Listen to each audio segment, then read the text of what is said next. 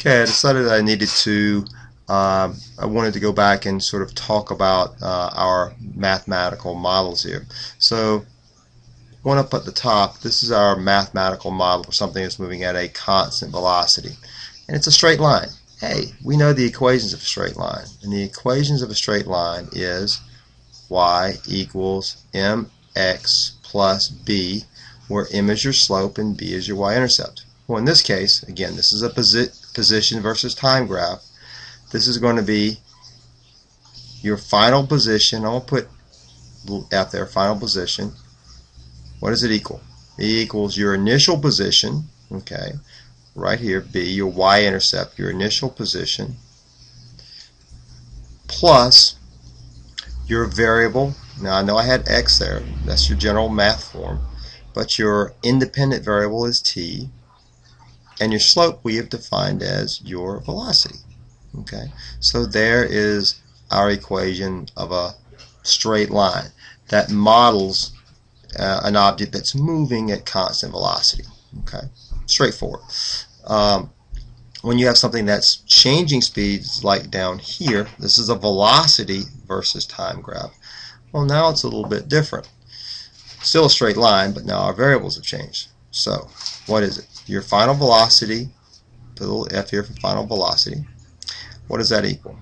That equals, having a little trouble with my pen here, it equals, again, your slope times your independent variable. Well, your slope, again, we talked about this, and you should know this because this is from last, this is a review. This is your acceleration, and it's constant. Slope's not changing. So it's going to be your acceleration, and that's a direction matters. It's also a constant. Probably should have a little bar up here. Times time plus your initial, plus your initial position. Well, if you forget about this part right here, if you remember your formula for acceleration, your formula for acceleration is change in velocity over change in time. Okay. Well, if I expand that, AT, or I move the t over to the other side, change in velocity. So AT equals your final minus initial. And if I move some things around, your final velocity equals your initial velocity plus your acceleration times time. Hey guys, these two things are the same thing. Okay. Alright. So let's look at the area under the curve here. Okay, that we just talked about this equation of this line. So here we have two different areas. Okay, we have a rectangle, we have a triangle. Well, the formula for the rectangle, if I wanted to find the area of rectangle, let's change colors here since I'm talking about that. Okay. This is going to be simply your initial velocity times time. So that's your displacement, okay, if you were moving at constant velocity. That's right here. Okay. Now this right here, okay, we'll move up here. This is going to be, it's half a triangle, so basically it's your final. It's VF minus VI. Okay, that's your change in velocity. Times your change in time. Okay, and time is 1/2, right? Because it's an area. All right.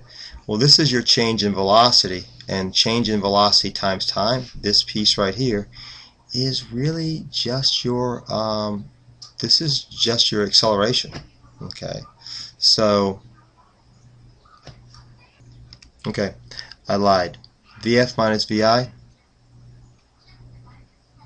It's really just AT. So this actually equals 1/2 A, or AT, times T. So this is going to be T squared. I dropped the triangle. So in other words, your displacement, your total displacement is going to be this. Change in position equals VI times t, your initial velocity times time. That's this piece right here. Plus 1/2 AT squared. Okay. Now, okay, so that's how we get. That's how we got this equation right here. That's how we got this equation. Okay, it was from that line, and that's how we got the third one as well. Okay, with some more, algebra manipulation, you can derive each of these other two.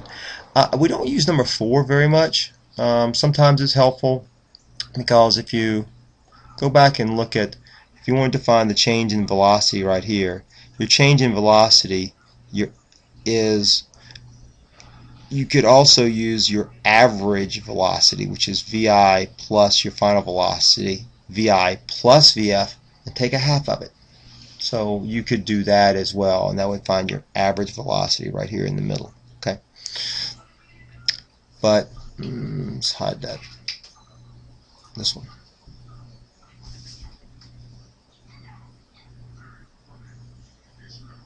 Hang on a minute. What did I do wrong? Okay. There we go. Alright, so these are the kinematic equations. Again, you can only use these for constant velocity. You can only use these for constant velocity only. Okay. Alright. That should help you.